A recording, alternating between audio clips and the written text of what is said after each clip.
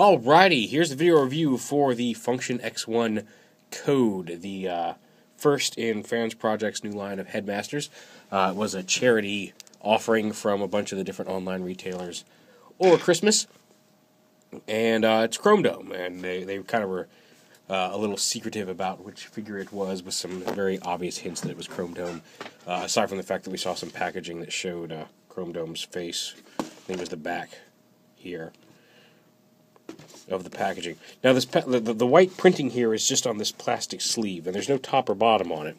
You just slide this plastic sleeve off with the printing, and then you're just left with this plain brown, Chrome Dome brown box. And it's not sealed in any way. The sleeve holds it all in place. So for collectors who just want to open it up and check it out, it's right in there in the classic Fansproject clamshell. These come in little baggies inside here. And you do want to be careful. I did snap the tip off of one of these guns, getting it out of the plastic baggie. You can see there's a little thin part here up near the top of the barrel, and it was already a little stressed, and it got snagged pulling it out of the baggie. I was pulling it out sideways, and it got snagged on the tip, and I tried to... Usually that plastic is so soft, and I ended up snapping the tip off. Like I said, it was already a little stressed, so check those before you pull them out. If you cut off the ends of the baggies and slide them out, you should be just fine. But you can see I did have to glue the tip of this button back on. I did glue it back on just fine. It was a very clean break and a simple repair. And it wasn't, and like I said, it was because it was already looked a little stressed, and then I snagged it on the plastic, and instead of being careful about it, just yanked it out. And, yeah. So just be careful of that, but you shouldn't have a problem with that. I'm just pointing it out just in case anybody asks why this one looks different. It is because I had to glue it back through my own thing. But the quality-wise is pretty nice. And then the inside, there's no comic related. It's just a quick little pictorial instruction sheet on how to transform him. So we'll put all that to the side. We'll open up the clamshell here, and here's Chrome Dome. Oh, it's taped together up here, top or bottom. You just undo the tape, pop it open, and out he comes. And he's a little smaller than standard Fansproject, or at least what Fansproject has been putting out lately. He's bigger than, he's taller than, say, the Deluxe Insecticons. I guess I should have brought one of those to compare. For example, here he is with Steel Core. So a little smaller. And then here he is, robot mode with the Deluxe, or the Classics Jazz mold. And you can see he's a little bigger than Classics Jazz. And I brought Wheelie in vehicle mode, since it's the same mold, so we'll show him off in vehicle mode as well. We're probably going to do this one down to vehicle mode and then back up into robot, just for the heck of it, because I like ending in robot mode. But you can see he's a nice rendition of Chrome Dome. The head's white and red. I think I would have liked it. If I had my druthers, it would have been gray with the orange faceplate the way it was on the old toy. And I was all ready to paint it up when it arrived, and then I didn't. Because once it's in hand, he's really nice looking. He does have some orange back here on the back. But a really neat looking figure. Very nicely, very well done. So some people complain about the shoulder articulation, and it does get a little limited out. But, you know, oh well. There's a ball joint there. We just have a swivel here on the bicep. Only one hinge on the elbows. It looked like there might have been two. And as it is, it's up a little high. I keep wanting to bend it a little lower on the arm. But it does let his arm bend all the way up to a nice angle up here. So you can collapse the arm quite a bit, just due to how it's angled and stuff. But yeah, there's only one elbow joint. There's a wrist swivel here. And the wrist can move up and down a little bit just due to how the transformation works. Ball-jointed hips, and this a thigh swivel, hinge knees, actually double hinge knees, how about that? And then the feet are just on hinges. They don't go forward any more than this. They can go back a little bit. There is no ankle rocker, which some people have complained about. To me, I found he's pretty stable in most poses. It would be nice if his feet were flat, but there are some little angled bits on the sides of his feet so he can hold some wider stance poses without needing an ankle rocker. All in all, like I said, when we get into it, there's some really neat design work going on, like how everything folds in, how the wheels hide, and all this stuff going into the figure. Some of the neat stuff, too, is right here in the head. You just pop it off, it plugs in. It has a different type of plug than most Headmasters, so you can't use like an old-school Headmaster, or like, I don't even think even the head robots have the right type of tab, unless you wanted to shave it down to plug into here. It's a square tab up here on the thing. And also one of the things that's neat is it plugs in right here on the top, but it plugs into a piece that is a rotating disc, so you can actually turn his head completely around if you want to. But he's got head turn, and there's even a little hinge in this piece that allows it, you can see, to look down. You can tilt his head up a little bit like that. You can, if you want, turn it around, plug it in this way, and if you lift his legs up a little bit, you can get a little bit of an upward movement. So it really is up to you which way you want the head to tilt. But as it comes packaged with the head being able to tilt forward, like that. But yeah, so you pop the Stylor off. Yeah, they haven't given him a separate name, so I'm still calling him Stylor. And he's a little white head. Now, the legs don't fold up in half the way that standard Headmasters do. He's kind of, the feet are up here on the top of the head. You want to bring them down like this, and then bring the legs down. And one of the things that's neat is when you straighten the legs out like this, because for robot mode head, his abdomen sits like this. You can see the robot mode eyes there. And then when you rotate this whole piece down, you can see this whole piece rotates around the little head crest. The eyes disappear and fill in, so the back of the little dude does not look like he's got robot eyes sitting there. And then the silver abdomen folds out. There he is in that, and then this little silver abdomen piece comes into view.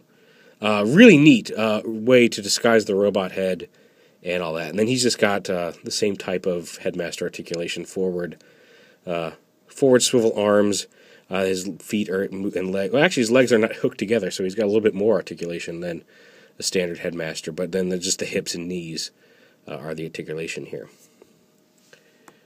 So there's Stylor right there. And to compare him, again, here's with Stronghold, TFCon's Stronghold figure, if you want to compare those for size. And then Headmaster-wise, we pop Strongholds off here. You turn him into a robot. And they're about, like I said, Stronghold, just due to the way he's designed, is a little bulkier overall. But they're about the same. So let me get him to, he's always had weak knees, so let me see if I can get him to stand here. There we go. And nope, stand up straight. There we go. But you can see Stylor's even maybe slightly taller than Stronghold in robot mode, or in humanoid mode. So, on par with a standard Headmaster size. I'll go ahead and pop him back on. I wonder where your gun went. Probably in the bag over there. So yeah, so there's the Headmaster part. Now to transform, now you can do this. The guns can actually, on top of being held in the hand, like this. And one of the things I wish is that they had either round posts. You can see these are more oblong, the posts here. I wish they were more round, because a couple of times, like, some of these handles are a little tight, and getting them out, like this one's the looser of the two.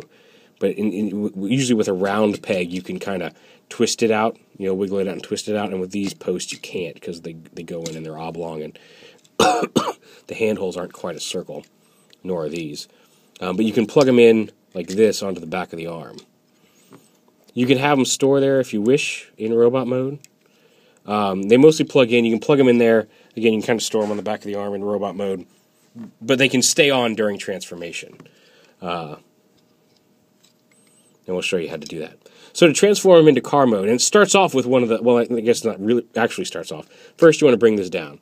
And then one of the coolest things about this transformation happens right off the beginning. You flip this down, you can see there's like a little groove here, because you're going to take this whole chest hood piece right here, lift it up a little bit, push right up here, and it's going to slide down through this groove into the waist piece. Now the waist piece is a separate piece. When he's in robot mode, this piece does swivel. So you do want to make sure before you transform it, you've got it lined up right here for this to slide down in. And you slide it down. And then you see a couple of the wheels here. Then they don't look like they're in normal car wheel position. And we'll explain that in a minute, because you come around here, you lift up the cockpit, and then these pieces swivel out to the side like this. And there you can see the wheels are coming out and around. Now the arms here, you want to flip the fist like that to you, fold it all the way up around, and then fold this down flat against what's going to be the rear of the car. And then you bring the arm down around like this, and angle it so this piece is straight up along the edge of this brown piece. It kind of matches up right there. And then do the same thing on this side. Flip it up like this, and then so this is straight up and down. And then these pieces fold together, and there's a little snap here. And you want to push to make sure, like right now, they're not all the way snapped. You want to push these two together until you actually hear them snap in place. And you heard that. They snapped right into place there. And there's the whole rear of the car. Right there. Now you want to rotate this piece around so that the hood of the car is up here on top. Excuse me. There is a little control wheel in here for Stylor. You want to lift that up. That lets you get him in there a little easier in just a second. It's easier to flip this up now before you fold the legs back and around to form the side of the car, but flip the steering wheel up. The feet here, you just lift up like this, angle them down so you've got some clearance, and then rotate this piece around all the way like this, and then flip the foot up, and then flip this piece. This little notch here is going to go right in behind the back part of the foot. To straighten that up, flip this so the little brown piece is on top, and then fold it back around to form the side of the car.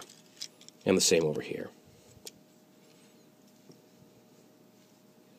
Flip that up, fold it around, lift this up, flip this front bumper out, pull that down. Now under here, there's a little tab right here that's going to slot in this tab right, a little tab right here that slips into this hole. You just push those together. You want to make sure they're straight up here, and then you can hear it snap over, click right over that tab. Like this, and then it clicks right over that tab, and there you have the sides of the car together. Push this down. These two little brown pieces on the legs will fill in and form the rest of the hood right there at the angle on the front of the hood. And like I said, this is why you wanted to have this already flipped up, because you can take Stylor, you want to bend him, don't bend him up here at the abdomen, bend him here right at the hips. And you can see there's a little gap right here in between his legs, right there, and that's going to go right over that post in there, so he can hold himself in place. He just pegs right in here into the cockpit. You can raise his arms up. I should have done that before I stuck him in there. If you want to make him look like he's driving. But yeah, flip his arms forward like this a little bit. Flip his legs up at the right spot. Plug him in. And then once he's in, you can position him however you like on that peg. And then you can fold the steering wheel down so it looks like he's driving. And then you just close the cockpit. And then the guns back here, like I said, they were already pegged onto the arms. They have a little hinge up here that lets them flip forward up like that. So now he's armed in vehicle mode. And there he is in vehicle mode. That's all there is to it. You do want to make sure, sometimes this wheel will start to rub against, one of the back wheels will start to rub against the piece right up here, the beige piece. And that's just a matter of getting all this lined up right. Just because the way it folds up, when you bring the leg back, it can end up blocking that. But if you get it folded up right, it freewheels very well. Plenty of clearance. But if you find one of your wheels is sticking, just kind of massage this back, make sure everything's pushed together and flush, and that'll give you the clearance right here or over here so the wheels don't click. But yeah, there he is. Now, personally, you don't have to leave the weapons on. I almost think I like the car a little better without the guns on it. But it's up to you. I think the weapons are a little out there. But then they were a little bit on the original Chrome Dome as well, so nothing wrong with that. And just a size comparison, again, we brought, like I said, you saw him next to Jazz in robot mode, and you can see he's a slightly smaller car in vehicle mode. He compacts down quite a bit. So he really is a very deluxe-sized figure. But he's a lot of fun, and there's a lot of cues to the original Chrome Dome, like the way the feet end up being the little beige part on the side, which on the original would have been his arms, the way he works and transforms. But like I said, at first, when you first look at it, it looks a little weird, especially looking in pictures online, because you're used to like this kind of vaguely anime-esque Fansproject aesthetic. They really have their own look to a lot of their original figures. And this is a different designer. Like I said, apparently it's the guy from Jazai Toys who designed these. And it shows. It's got a very Jazai-esque design. And it breaks from Fansproject's normal design aesthetic. But it's not a bad thing. I think it's very neat to have the subline have its own look. And it's not a bad look. It's a neat little figure. It's a nice car mode. got some thrusters back here. I saw originally a design that looked vaguely DeLorean-ish, and it doesn't quite look like that. But it's a nice little car mode, especially, like I said, especially if you pull the guns off. Come here. You can see, again, here's areas of wheeling. A little small, but it's just a nice deluxe-sized car with a head inside. You can see there's a little styler inside the car. So I'm really happy with it. I mean, it's definitely worth the money if you can find one. Hopefully they'll reissue it, because I think it's pretty much sold out everywhere. If you can find one on eBay for not much more than retail price, it's definitely worth picking up. It's a nice little figure. I'm really looking forward to the rest of the line now, especially Brainstorm, and maybe even Weird Wolf. I don't know, but definitely looking forward to Brainstorm and anything else they put out in the line. So yeah, we'll go ahead and transform him back into a head. And again, transform him back. You just basically just straighten his arms down to his side, fold up his abdomen, and then just take his feet and push them down like this, so his knees basically come up to his chest. I like to angle these a little bit so this part is flat, so they kind of angle back a little bit. You can have them so the vent is completely flush with the forward. It's up to you how you want to position those, but that's just how I like to do it. I like to have a little angle here on the side vents. And transforming back, it's essentially just the same thing backwards. Pop the hood up. I find the easiest way to get the legs out is just to kind of twist them out. Just put your finger right in here and just kind of pop it down like that. Bring it down and around. Just bring it so the wheel faces forward. Flip the feet down. Rotate them around. Flip it up to cover the wheel. Flip the foot up. Go ahead and fold this bumper piece back up under here. And then fold that flush so you can rotate this around. Push the steering wheel back down flat again. You want to lift this up. Excuse me. Pop the arms apart. And you want to bring the arms out straight out to the side, and then lift this up as much as you can. So these pieces, you can see there's a little groove here that the cockpit or the canopy ends up sitting in. So you have to lift that up so you can fold these down.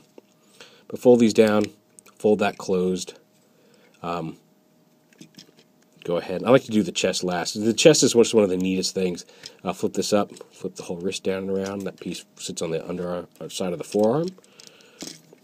Straighten it down again, open that up, flip it, rotate the fist, bring it down, and then take this, slide it.